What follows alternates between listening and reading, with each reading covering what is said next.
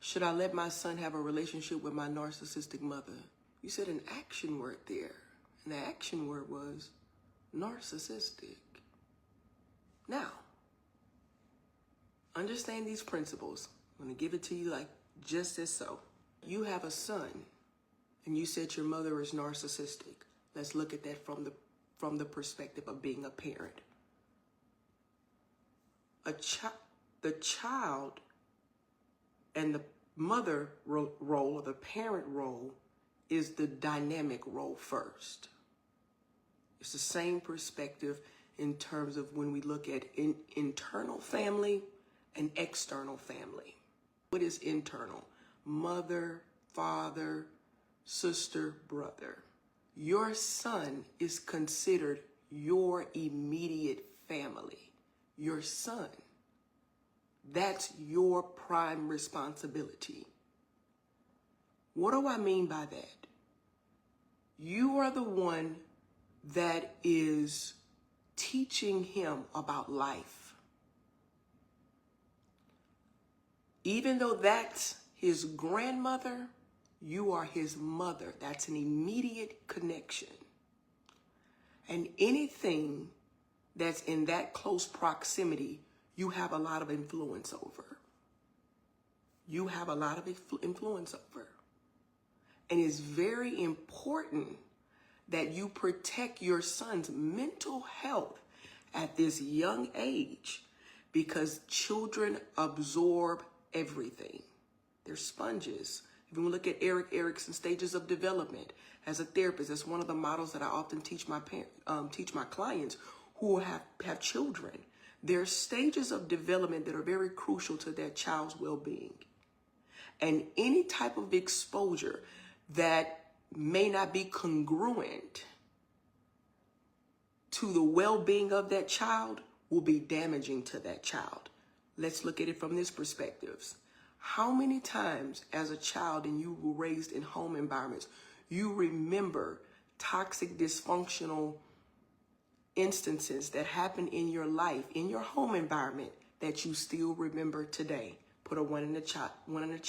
In your adulthood, how many traumatic, dysfunctional circumstances, events that happened in your childhood that you remember today?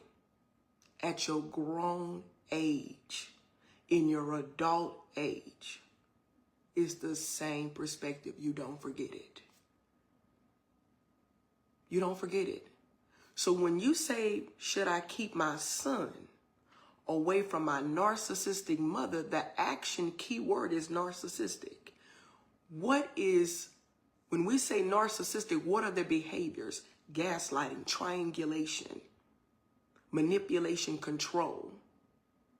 You knew what it was like to have a mother as such, and you knew her behaviors did not serve your better good in childhood.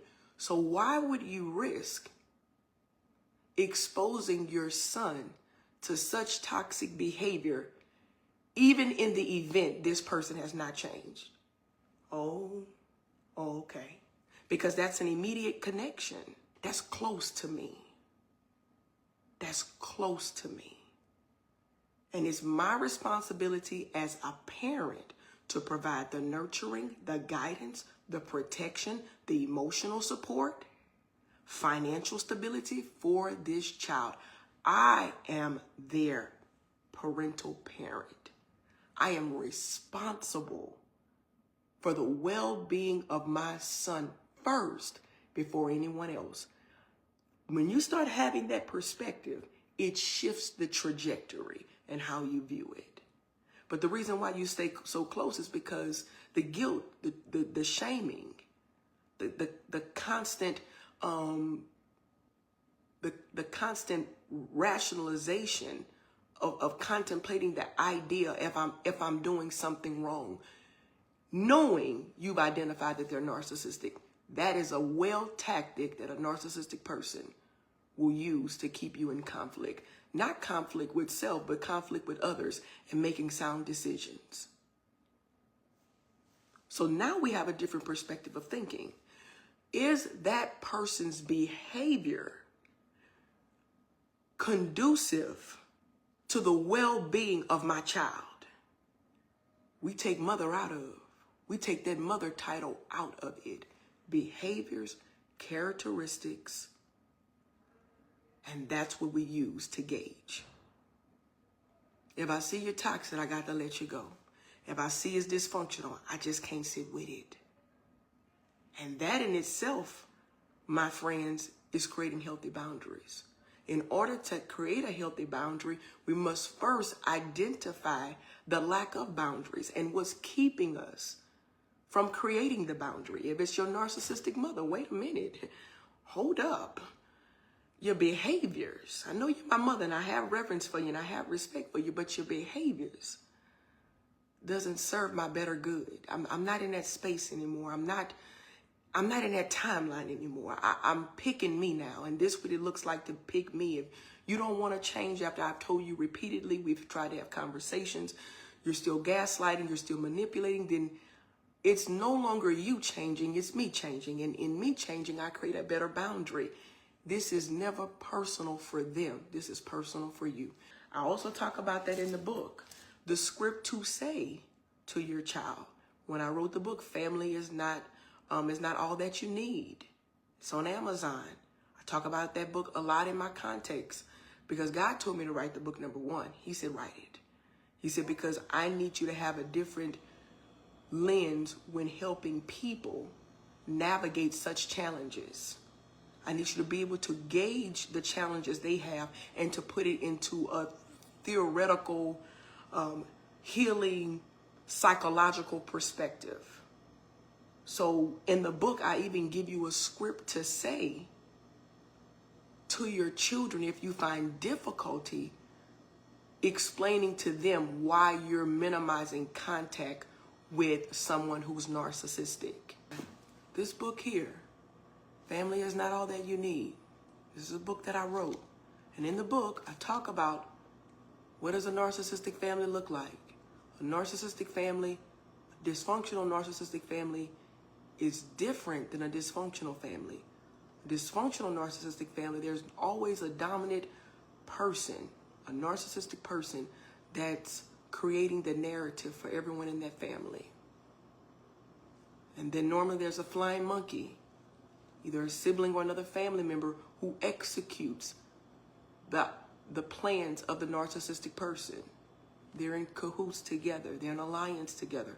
I talk about that in this book. But if you struggle to find the words to articulate or tell your children when you're in such dynamics and you're not in contact with narcissistic family or parents, I give you the script in the book. Verbatimly.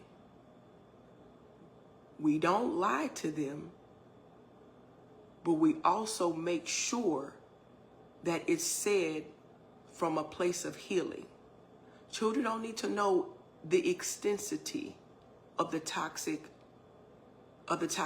that's going on in the dynamic. All they know is, listen, this is not conducive for our mental health. You don't even have to say it like that, but so that you can understand, mom is concerned about your well-being, and there's some things that I would rather not expose you to.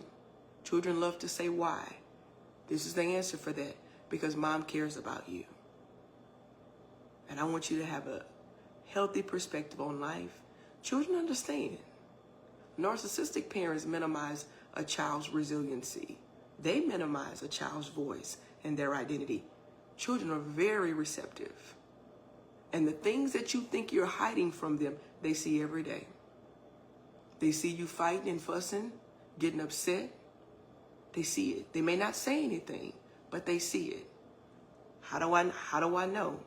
Because we all have had experiences in our life where you in yourself have known when your parents upset, even when they're telling you they're not upset, because children are very observative. And you should give them credit for that. You can't hide things from a child when they're in an exploratory mindset in their life. They're gauging everything. They're observing everything. That's why it's so easy for them to learn pattern behavior due to modeling behavior. You do something and the next day your child's doing the exact same thing you're doing. That's why protecting their peace at all costs is a primary goal of a parent who wants a better perspective or a better life for their children. I just can't do it. Would you allow, if you don't allow a stranger to do it, what's the difference from you allowing someone close to you to exhibit toxic behavior? Take the name out. You have struggles trying to figure out, well, should I stay or should I stop? Should I stay or should I go? Get your pencil and paper. I tell my clients to do this all the time.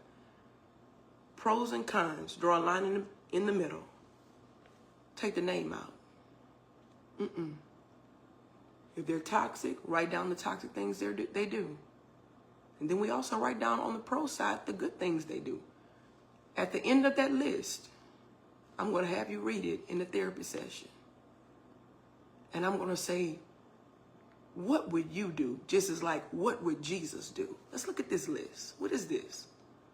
Do you think this is something that's providing benefit to you? After we've taken the names out. And whatever list is longer, that's the one we start doing the work in. And if it means separating from that person after you've taken their name and rolls out, you have a clear depiction now of what you need to do today. Okay, so I hope that helps. But in this book, I put that in the book, a script. If you have this book, listen, I kept you in mind. This is the blueprint in trying to understand dysfunctional narcissistic families, in particular, narcissistic families, and how to break away and start living the life that you've always intended in having, regardless of those not being able to show up for you and give you the light that you deserve.